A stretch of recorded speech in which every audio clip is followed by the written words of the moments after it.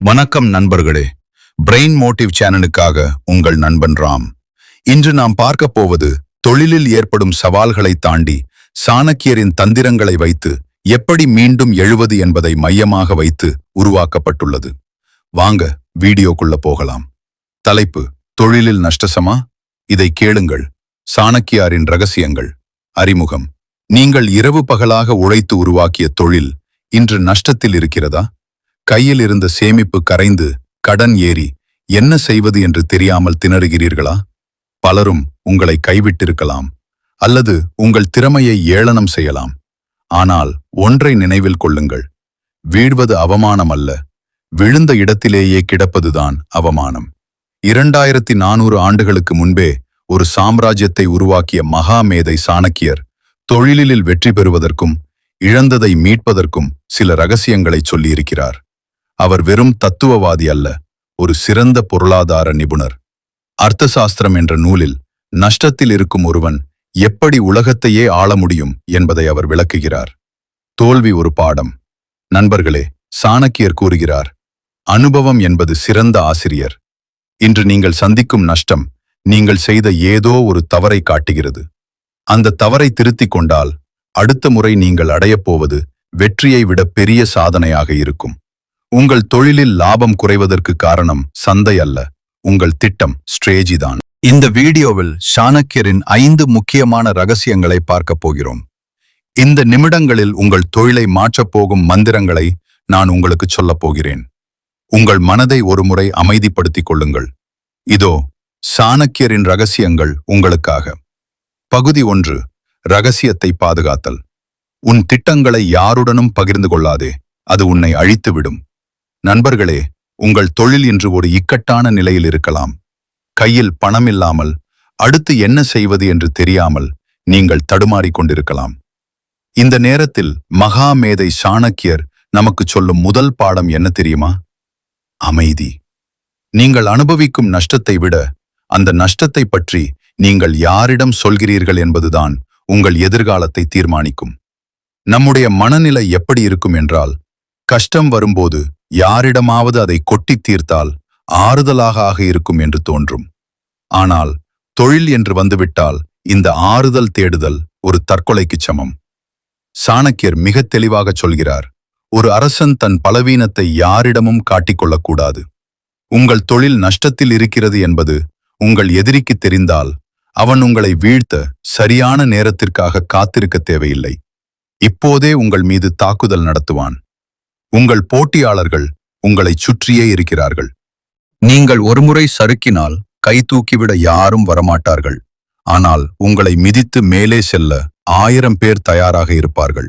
யோசித்து பாருங்கள், ஒரு விதை மண்ணுக்கு அடியில் இருக்கும்போது அது எவ்வளவு அமைதியாக இருக்கிறது. அந்த மௌனத்தில்தான் அது ஒரு பிரம்மாண்டமான மரமாக உருவெடுக்க தயாராகிறது. அதை யாராவது தோண்டி பார்த்தால் அந்த செடி வளரவே முடியாது. அதேபோல்தான் உங்கள் மீட்சி திட்டமும், ரிஸ்கவரி பிளான். நீங்கள் எப்படி மீண்டும் லாபம் ஈட்டப் போகிறீர்கள், எந்த செலவுகளை குறைக்கப் போகிறீர்கள், உங்கள் அடுத்த மூவ் என்ன என்பதை உங்கள் அறைக்குள்ளேயே பூட்டி வையுங்கள்.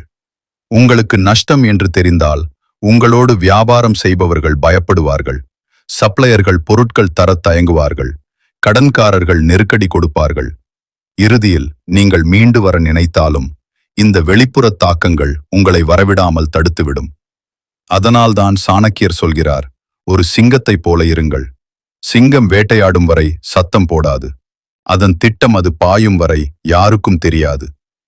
இந்த தார்மீக குடும்பத்தின் உறுப்பினர்களுக்கு நான் சொல்ல விரும்புவது ஒன்றுதான்: வெளியில் செல்லும்போது உங்கள் தோல்வியை தோளில் சுமந்து செல்லாதீர்கள். உங்கள் வங்கி இருப்பு குறைவாக இருக்கலாம், ஆனால் உங்கள் தன்னம்பிக்கை குறையவே கூடாது. உங்கள் தோல்வியை பற்றி பேசுவதற்கு பதில் சந்தையில் இருக்கும் புதிய வாய்ப்புகளை பற்றி பேசுங்கள். யாருக்கு தெரியும், உங்கள் அமைதியை பார்த்து இவன் ஏதோ பெரிய திட்டத்தோடு இருக்கிறான் என்று உங்கள் எதிரியே பயப்படக்கூடும். அந்த பயம்தான் உங்கள் வெற்றியின் முதல் படி. உங்கள் திட்டங்களை ரகசியமாக வைத்திருங்கள். உங்கள் உழைப்பு சத்தமில்லாமல் நடக்கட்டும். உங்கள் வெற்றி ஒரு நாள் ஊருக்கே கேட்கும் அளவிற்கு பேரொளியாக மாறும். அதுவரை மௌனம் காப்போம். பகுதி 2: சூழலை பகுப்பாய்வு செய்தல். நண்பர்களே, தொழிலில் ஒரு சரிவு ஏற்படும் போது சாணக்கியர் நம்மிடம் கேட்கும் முதல் கேள்வி இதுதான்: நீங்கள் எங்கே நிற்கிறீர்கள்? இப்போது என்ன காலம் நடந்து கொண்டிருக்கிறது என்பது உங்களுக்கு தெரியுமா? பல நேரங்களில் நாம் கடினமாக உழைக்கிறோம். ஆனால் அந்த உழைப்பு சரியான திசையில் இருக்கிறதா என்பதை பார்க்க மறந்து விடுகிறோம். காலத்தையும் இடத்தையும் சரியாக கணிக்க தெரிந்தவன் ஒருபோதும் நிரந்தரமாக வீழ்ந்து கிடப்பதில்லை. ஒரு நதி ஓடும் பாதையில் குறுக்கே ஒரு பெரிய பாறை வந்தால் அந்த நதி ஓடுவதை நிறுத்தி விடுவதில்லை. மாறாக அந்த பாறையை சுற்றிச் செல்ல புதிய பாதையை உருவாக்குகிறது. உங்கள் தொழிலும் அப்படித்தான். இன்று ஏற்பட்டிருக்கும் நஷ்டம் என்பது உங்கள் பயணத்தின் முடிவு அல்ல, உங்கள் பாதையை மாற்ற வேண்டிய நேரம் வந்துவிட்டது என்பதற்கான எச்சரிக்கை மணி.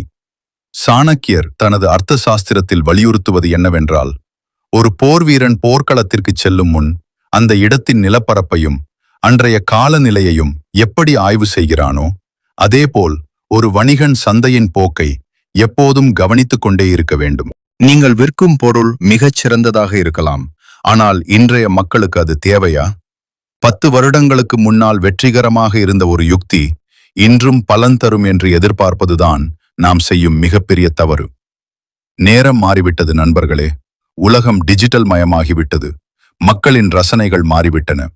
நான் இப்படித்தான் தொழில் செய்வேன் என்று பிடிவாதமாக இருப்பவர் காலப்போக்கில் காணாமல் போய்விடுவார். ஆனால் இன்றைய சூழலுக்கு ஏற்ப என்னை நான் மாற்றிக்கொள்வேன் என்று நினைப்பவர் நஷ்டத்திலிருந்து மிக வேகமாக மீண்டு வருவார். உங்கள் சேவையில் குறை இருக்கிறதா? அல்லது உங்கள் வாடிக்கையாளர்கள் உங்களை விட்டு விலகிச் செல்ல வேறு ஏதேனும் காரணம் இருக்கிறதா என்பதை எந்தவிதமான ஈகோவும் இல்லாமல் ஆராயுங்கள். ஒரு சிறிய உதாரணத்தை சொல்ல வேண்டுமென்றால், கடும் கோடையில் கம்பளி ஆடைகளை விற்க முயற்சிப்பது எவ்வளவு முட்டாள்தனமோ அதேபோல்தான் தேவையில்லாத இடத்தில் தேவையில்லாத பொருளை விற்பதும். உங்கள் நஷ்டத்திற்கான காரணம் உங்கள் உழைப்பு அல்ல, உங்கள் திட்டமிடலில் இருக்கும் ஒரு சிறிய பிழையாக இருக்கலாம். அந்த பிழையை கண்டுபிடித்து விட்டால் வெற்றி என்பது உங்கள் கைக்கு எட்டும் தூரத்தில் தான் இருக்கிறது. தார்மீக குடும்பத்தின் உறுப்பினர்களே, நஷ்டம் வந்தவுடன் தொழிலை மூடிவிடலாமா என்று ஒருபோதும் யோசிக்காதீர்கள். மாறாக இந்த சூழலில் என்ன மாற்றம் செய்ய வேண்டும் என்று சிந்தியுங்கள். ஒருவேளை நீங்கள் விற்கும் முறை மாற வேண்டியிருக்கலாம், அல்லது உங்கள் இலக்கு வாடிக்கையாளர்கள் டார்கெட் ஆடியன்ஸ் மாற வேண்டியிருக்கலாம். சாணக்கியர் சொல்வது போல, சூழலுக்கு ஏற்ப தன்னை மாற்றிக்கொள்பவனே உண்மையான ராஜதந்திரி. இப்போது அமர்ந்து யோசியுங்கள். உங்கள் தொழிலில் இன்று என்ன மாற்றம் தேவை? காலம் உங்களிடம் எதை எதிர்பார்க்கிறது? அந்த மாற்றத்தை நீங்கள் செய்ய துணிந்துவிட்டால் இன்று நீங்கள் பார்க்கும் நஷ்டம் நாளை உங்கள் வெற்றிக்கான ஏணியாக மாறும். விழிப்புடன் இருங்கள், சூழலை கவனியுங்கள், சரியான நேரத்தில் சரியான காயை நகர்த்துங்கள். வெற்றி நிச்சயம். பகுதி 3. சரியான நபர்களை தேர்ந்தெடுத்தல். நண்பர்களே, தொழிலில் நீங்கள் சந்திக்கும் நஷ்டத்திற்கு உங்கள் உழைப்பு மட்டும் காரணமாக இருக்காது. சில நேரங்களில் உங்களை சுற்றி இருப்பவர்களே அந்த பள்ளத்தை ஆழமாக தோண்டி இருக்கலாம். சாணக்கியர் ஒரு மிக கடுமையான எச்சரிக்கையை தருகிறார். தவறான நபர்களுடன் நட்பு கொள்வதும் அவர்களை வேலைக்கு அமர்த்துவதும் ஒரு நச்சுப் பாம்பை மடியில் வைப்பதற்குச் சமம். பாம்பு எப்போது தீண்டும் என்று தெரியாது, ஆனால் அது தீண்டுவது உறுதி. அதேபோல்தான் தகுதியற்ற மனிதர்களும்.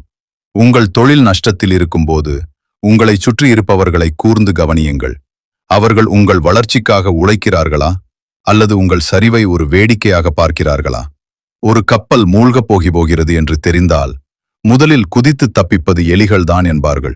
உங்கள் தொழிலிலும் அப்படிப்பட்ட எலிகள் ஒளிந்திருக்கலாம். சாணக்கியரின் தந்திரப்படி ஒரு ஊழியரையோ அல்லது கூட்டாளியையோ தேர்ந்தெடுக்கும் போது அவர்களின் திறமையை விட விசுவாசத்திற்கு அதிக முக்கியத்துவம் கொடுக்க வேண்டும். திறமை உள்ளவன் உங்களுக்கு லாபத்தை தரலாம், ஆனால் விசுவாசம் உள்ளவன் மட்டுமே நீங்கள் நஷ்டத்தில் வீழ்ந்து கிடக்கும்போது உங்களை கைதூக்கி விடுவான். ஆபத்து வரும்போது யார் உங்களை விட்டு ஓடுகிறார்களோ அவர்கள் அதுவரை உங்கள் முன்னேற்றத்தின் மீதே பாரமாக இருந்திருக்கிறார்கள் என்று அர்த்தம். நண்பர்களே, உங்கள் நஷ்டத்திற்கான காரணம் உங்கள் திட்டத்தில் இல்லாமல் அந்த திட்டத்தை செயல்படுத்தும் மனிதர்களிடம் இருக்கலாம். வேலையில் கவனக்குறைவு, ரகசியங்களை வெளியில் சொல்வது அல்லது வளர்ச்சியை தடுக்கும் எதிர்மறை எண்ணங்கள் கொண்டவர்கள் உங்கள் கூடவே இருந்தால் நீங்கள் எவ்வளவுதான் முதலீடு செய்தாலும் லாபம் என்பது எட்டாக்கனியாகவே இருக்கும். தார்மீக குடும்பத்தின் உறுப்பினர்களே, இப்போது ஒரு கசப்பான முடிவை எடுக்க வேண்டிய நேரம் இது. உங்கள் தொழிலுக்கு பாரமாக இருப்பவர்களை அடையாளம் காணுங்கள்.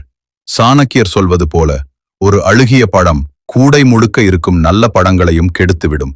அது உறவாக இருந்தாலும் சரி, நட்பாக இருந்தாலும் சரி, தொழிலுக்கு விசுவாசமாக இல்லாத எவரையும் அருகில் வைத்திருக்காதீர்கள். ஒரு சிறந்த தலைவன் என்பவன் தனியாக ஓடுபவன் அல்ல, சரியான மனிதர்களை தேர்ந்தெடுத்து அவர்களோடு சேர்ந்து ஓடுபவன். உங்கள் கஷ்ட காலத்தில் உங்களுடன் நின்று உழைக்க தயாராக இருக்கும் அந்த விசுவாசமான உள்ளங்களை மட்டும் பிடித்துக் கொள்ளுங்கள். தகுதியான நபர்களை உங்கள் அருகில் வைத்துக் கொண்டால் இழந்த செல்வத்தை நீங்கள் மிக விரைவில் மீட்டெடுக்க முடியும். நினைவில் கொள்ளுங்கள், சரியான மனிதர்களே ஒரு சாம்ராஜ்யத்தின் உண்மையான பலம். பகுதி 4. கடனை தீர்க்கும் தந்திரம். நண்பர்களே, தொழிலில் நஷ்டம் வரும்போது நம்மை தூங்க விடாமல் செய்யும் மிகப்பெரிய சுமை கடன். சாணக்கியர் ஒரு மிக முக்கியமான எச்சரிக்கையை நமக்கு தருகிறார். நெருப்பு, நோய் மற்றும் கடன், இவை மூன்றையும் மிச்சம் வைக்காமல் வேரோடு அழிக்க வேண்டும். ஏன் தெரியுமா? நெருப்பை சிறியது என்று விட்டுவிட்டால் அது ஊரையே எரித்துவிடும். நோயை சிறியது என்று அலட்சியப்படுத்தினால் அது உயிரையே பறித்துவிடும்.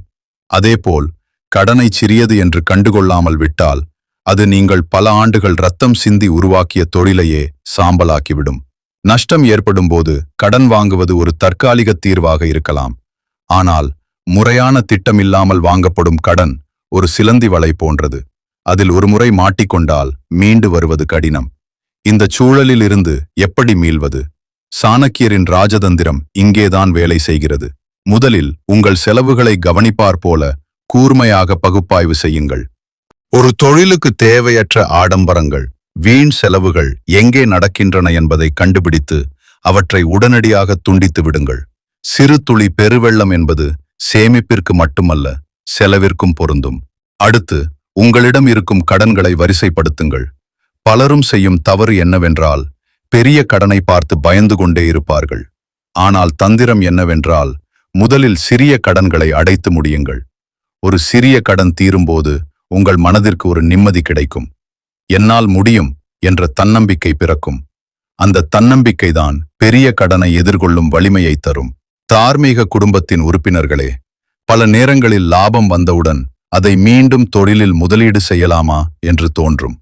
ஆனால் உங்கள் தலைக்கு மேல் கடனன் கத்தி தொங்கிக் கொண்டிருக்கும் போது அந்த வருமானத்தின் பெரும் பகுதியை தொழில் விரிவாக்கத்திற்கு பயன்படுத்துவதை விட கடனை அடைக்க பயன்படுத்துவதே புத்திசாலித்தனம். கடன் இல்லாத மனநிலைதான் ஒரு தொழிலதிபருக்கு சிறந்த மூளையை தரும்.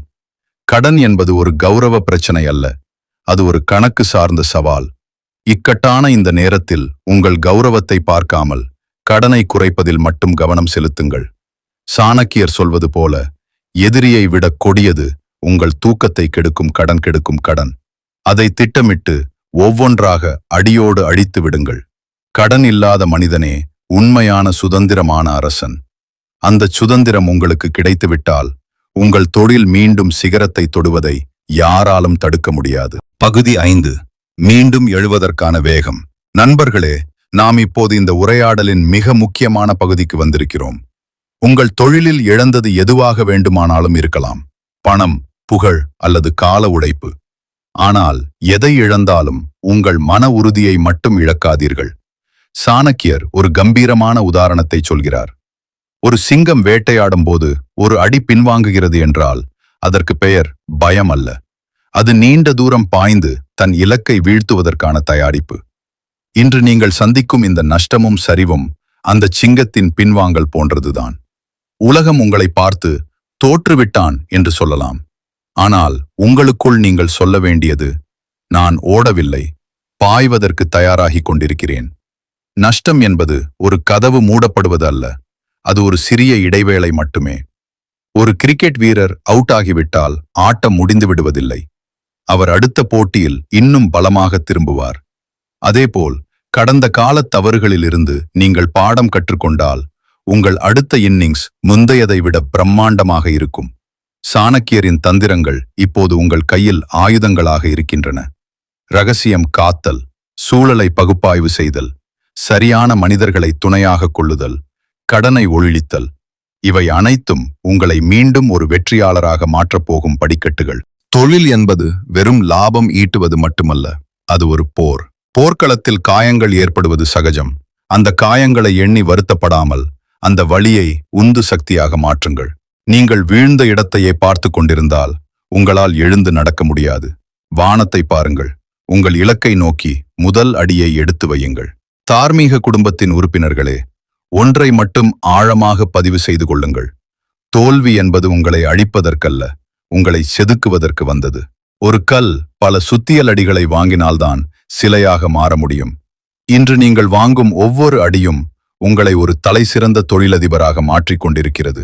மீண்டும் ஒரு முறை உங்கள் திட்டங்களை சரிபாருங்கள். புதிய உத்வேகத்துடன் சாணக்கியரின் கூர்மையான அடிவோடு உங்கள் பயணத்தை தொடங்குங்கள். உங்கள் வெற்றி செய்தி ஊரெங்கும் ஒலிக்கட்டும்.